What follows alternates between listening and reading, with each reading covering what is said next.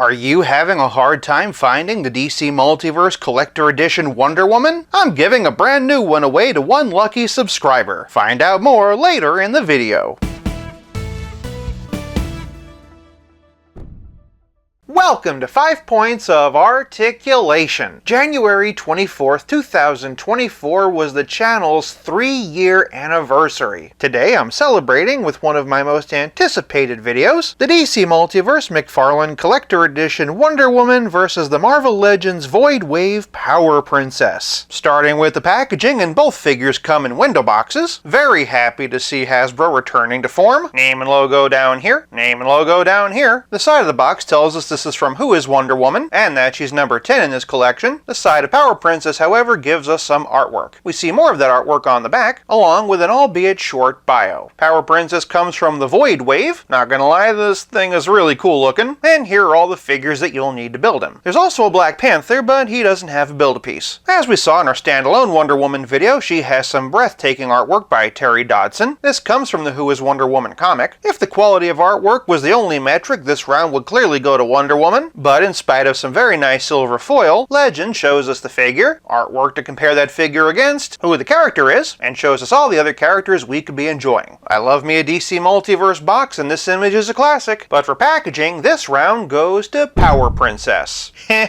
PP. Moving on to presentation, and Power Princess stands at 6.5 inches, whereas Wonder Woman stands at 7.25. As previously stated, this Diana comes from the Who is Wonder Woman comic, but some of you out there might rightfully be asking, who is Power Princess? Simply put, she's the Wonder Woman of the Marvel equivalent of the Justice League, Squadron Supreme. Instead of Amazons, Princess Zarda grew up on an island of utopian warrior women, and is a lot more bloodthirsty and battle-hungry than Wonder Woman. She also has bracers, but hers are made out of Uru, the same substance as Thor's hammer. Of course, the visual similarities between the two are very striking, though it could be argued that Power Princess bears more than a faint resemblance to Superwoman, which is ironic seeing as how this new Wonder Woman was built off of the Superwoman body. We can especially see that with the arms, and also the legs. Power Princess appears to be an all-new sculpt. Leastways, she's much bigger and bulkier than Shriek, which is their current go-to female body. Power Princess is very muscular, with veins running down her biceps, abs with some strategic fabric tugs, and a pretty strong back. Welcome to the gun show! Wonder Woman's pretty powerful looking as well. As I said in the standalone video, I love the metallic red and gold, and I appreciate how crisp and clean all the stars are. That said, I still don't understand why there's such a big gap of stars here. If you saw that video, you'd know my only other really big nitpick were the boots. I really don't understand why they added that crackly leather texture, especially since they didn't continue it on the ankle balls. They also broke up that white stripe. Power Princess, having a simpler costume, had less opportunity for Hasbro to mess up. That said, all the paint we do get is clean enough. In fact, only some of it's painted. The rest is marbleized plastic, and honestly, it all goes together really well. Power Princess also benefits from having pinless joints. The pins are great for customizers, but even I have to admit that the pinless does look better. And on the subject of things that look better, this might be a hot take, but I do prefer the head sculpt on Power Princess. That's not to say that Wonder Woman looks bad, of course. As I said in the standalone video, I really liked the profile, and one thing I neglected to mention in my original review was that subtle blue that brings out all the detail in her hair. Nice as this head sculpt is, though, I do wish it looked more like the Terry Dodson artwork. With Power Princess, those piercing blue eyes just stand out more. I also feel that the lips look a bit better defined. That said, I can't exactly say that I love the expression on either of them. In my Wonder Woman video, I said that she looks like she saw your browser history and was disappointed. Power Princess looks like she saw your browser history and her name was on it. Another thing I prefer about Power Princess is the shoulder articulation. As we'll see in the next category, Wonder Woman's is far more functional, but aesthetically it does make her look a bit more segmented. The longer hair on this side goes a long way to hide that. I love this Wonder Woman, and she is absolutely worth the wait. beat. But for presentation, this round also goes to Power Princess. Moving on to Posability, and this might just be the most interesting part of the discussion. From the top, and both figures' heads are on dumbbell joints, but both are limited because of their hair. Neither can look up, but notice the Power Princess's hair is sculpted more away from the neck. As such, she actually does get a bit of tilt. A little bit for Wonder Woman, but not quite as pronounced, but of course both do get side to side. Additionally, Power Princess can look a lot farther down. As for shoulders, Wonder Woman gets the far more significant arm raise. She also has the rotator cuff that gives her a lot of wiggle. Not so much on Power Princess. That said, both of them have bicep swivel and double jointed elbows, with Diana having the deeper bend. At the ends of the arms, Power Princess can swivel and hinge in only one direction, whereas Wonder Woman can swivel and hinge in both. Moving to the middle, and the torso articulation is one of the biggest divergences between the two. Power Princess has a diaphragm joint in her upper torso. Wonder Woman has a ball joint in her waist. Arching them back, and it's absolutely no contest. Hunching them forward, however, and Power Princess has the edge. Both get tilt, although I do think that Power Princess might look a bit more natural. And of course, both can twist. Below the gold belts, and Power Princess has ball jointed hips, whereas Wonder Woman has the McFarlane style ratchet system. Power Princess can only kick about this high. Wonder Woman, however, has that beat. It's when we get to the hip swivel and the thigh cuts that we really have to talk. In my standalone Wonder Woman video, I said that you didn't really get a whole lot of twist out of these hips. After I finished that video, I actually pulled those legs out and heated them up with a hairdryer. Now, the twist that I get is a lot more significant. Even so, it cannot compete with the range of a thigh cut. It really boils down to whether or not you prefer form or function. Each figure has double jointed knees, with Wonder Woman being the deeper bend, but Power Princess being pinless. And while Wonder Woman has toe ticulation and McFarlane ankles that can swivel, hinge, and pivot, Power Princess's ankles can only hinge and pivot, but she compensates for it with boot cut. Had Hasbro given Zarda some of the extra joints that they gave their recent Black Widow, like a reverse ab crunch or butterfly joints, this might have been a different competition, but for Posability, this round goes to Wonder Woman. Before we continue, I've got a really special update. I'm now an ambassador for Whatnot. Whatnot combines auctions with live streams. Think of it like QVC on your phone. Opening it up and it already suggests a bunch of topics that you might be interested in, or you can search for things on your own. The best part is that my viewers get a $15 credit towards their first purchase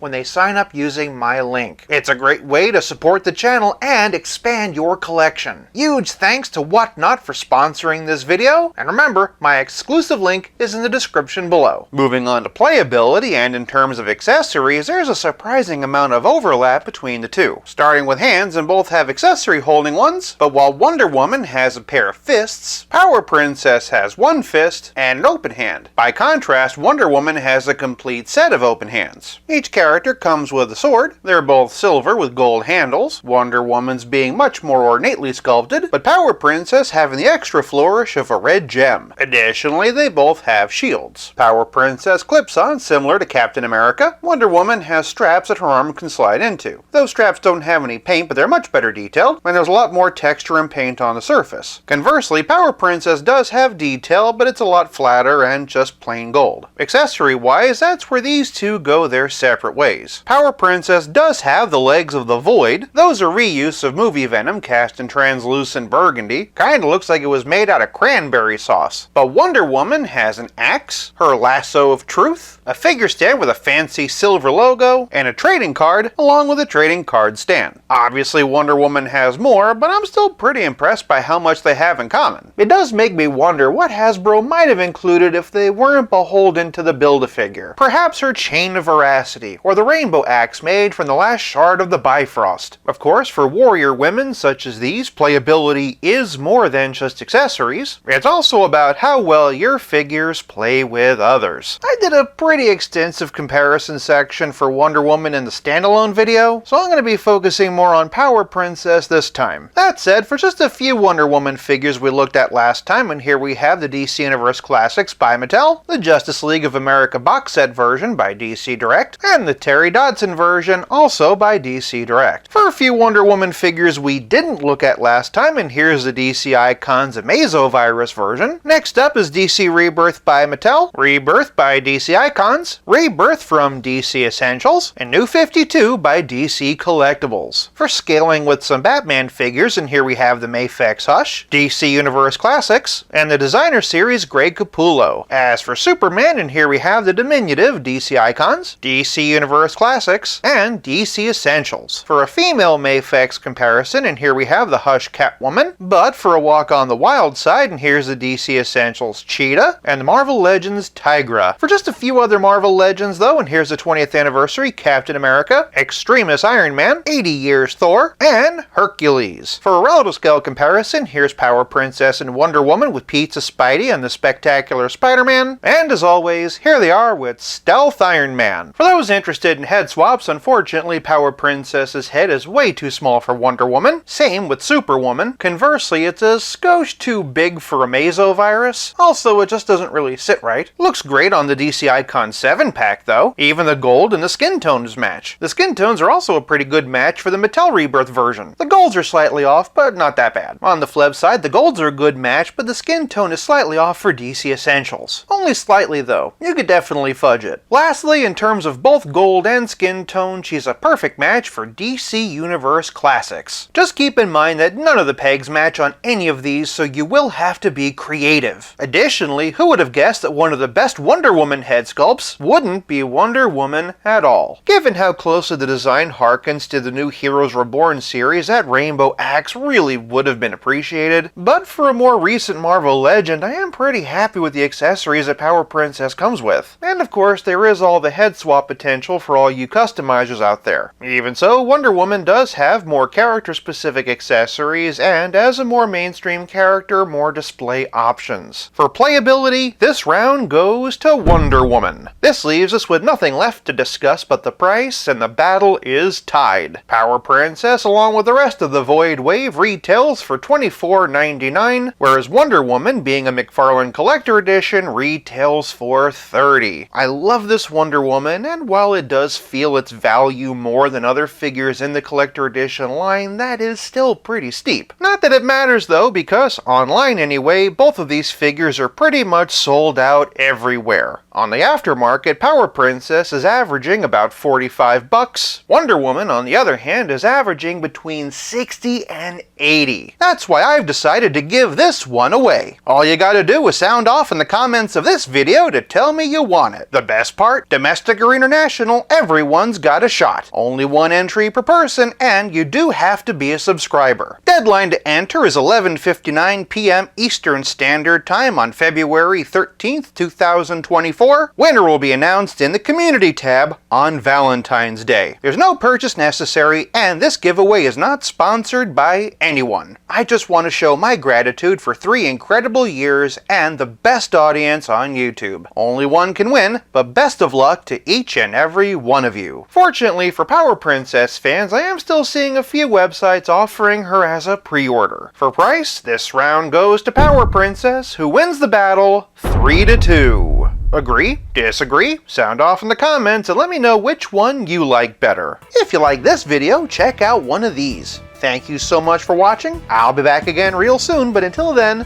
play nice and have fun.